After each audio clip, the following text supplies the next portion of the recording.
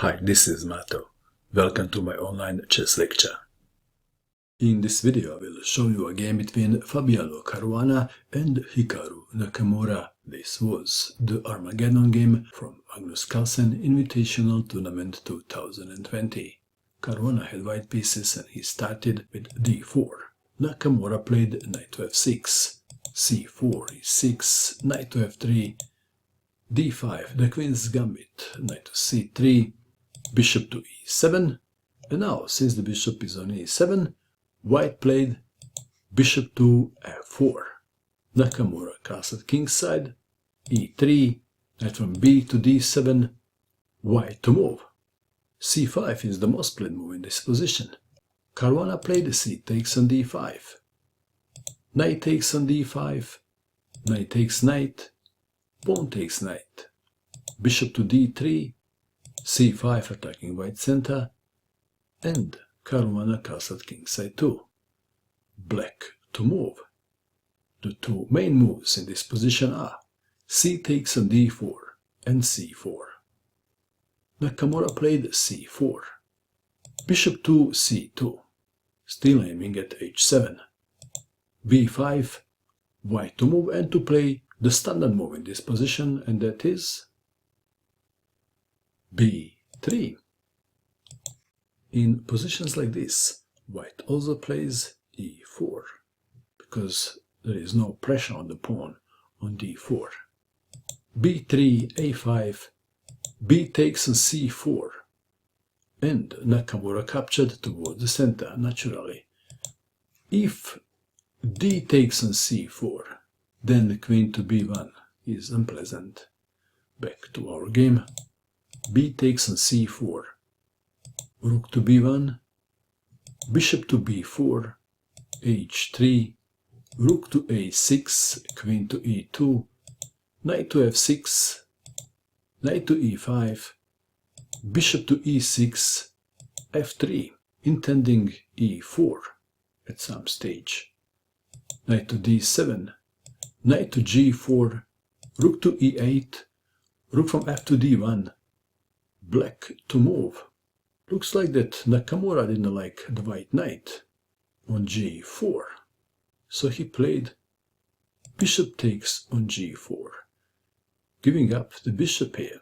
The other way to go was f5. Back to our game. Bishop takes on g4, h takes on g4, bishop to d6, bishop takes bishop, rook takes bishop, rook to b7 invading the 7th rank, knight to f8, queen to f2, rook to f6, rook from d to b1, queen to d6, g5, rook from f to e6. White is standing better. White to move, and to play a move that is asking to be played. What move is asking to be played?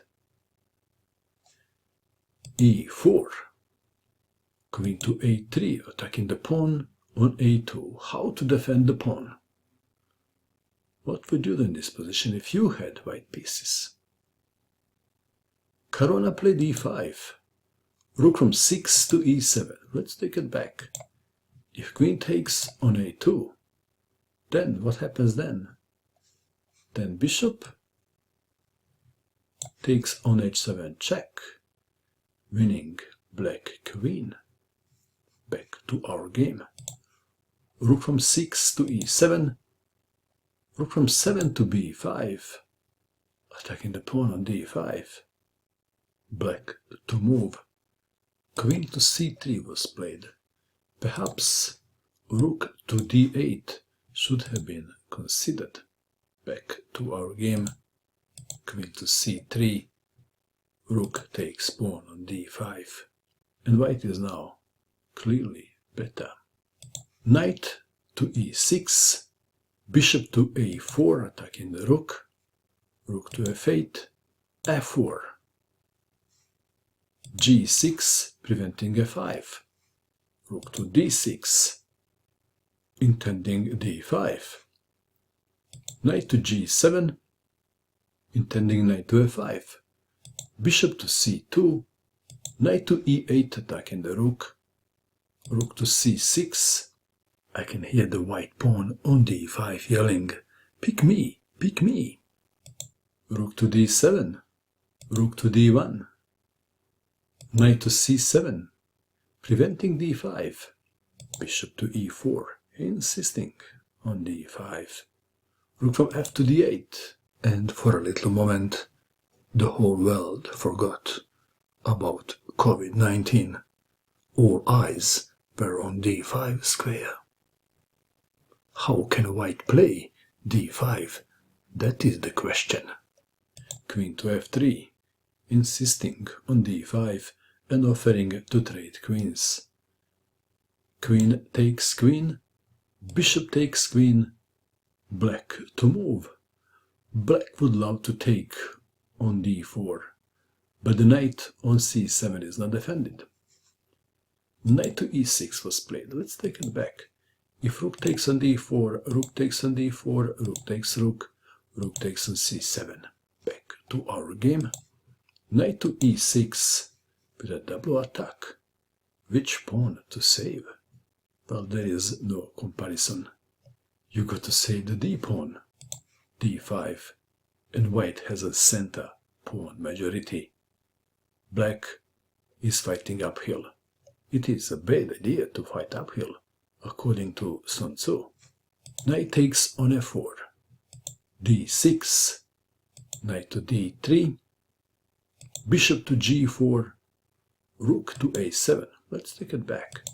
If knight takes on e5, then bishop takes on d7, knight takes on c6, bishop takes on c6.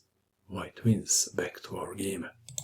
Rook to a7, white to move. How would you continue? Caruana played d7. Let's take it back. e6 is probably the strongest move. And if f takes on e6, bishop takes on e6 check, king to h8, d7 then. Back to our game. Caruana played d7. And this is a clever little move. It's a trap. Black to move, king to f8. What was the trap? Well, black is tempted to take on e5. If knight takes on e5, then rook to c8. And after rook to a8, rook takes on a8, rook takes rook, and pawn is pushed and promoted to queen. Check. White wins. And let's go back. If rook takes on d7, then what happens then? Then rook takes rook check, and after rook takes rook, rook takes rook check. Again, white wins. Back to our game. So in this position, king to f8, intending king to e7. Rook takes pawn on c4, knight to b4. Again, if knight takes on e5, rook to c8. Knight to b4, e6. If rook to c8, immediately then king to e7. So we have e6, f takes on e6, bishop takes on e6, rook to a6. Let's take it back. If king to e7, then rook to e4, king to f8, rook to h4, and when king goes to g7, then rook goes to c4, intending rook to c8. Back to our game. Rook to a6, attacking the bishop. What is the best square for the bishop? Caruana played rook to c8. This move was coming sooner or later. King to e7, bishop to g4, rook to a8, rook to e1 check, king to f7. White played a move and black resigned, and the move is rook to e8. Nakamura resigned. What a picture. For the entertainment purpose, I will show you just one line.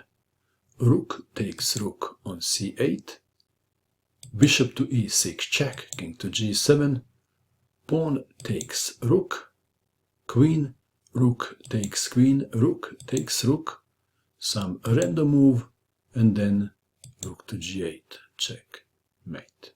Nicely played game by Fabiano Caruana. What do you think of this game? And that is all. I hope that you enjoyed watching this video. I wish you good luck with your chess, and bye for now.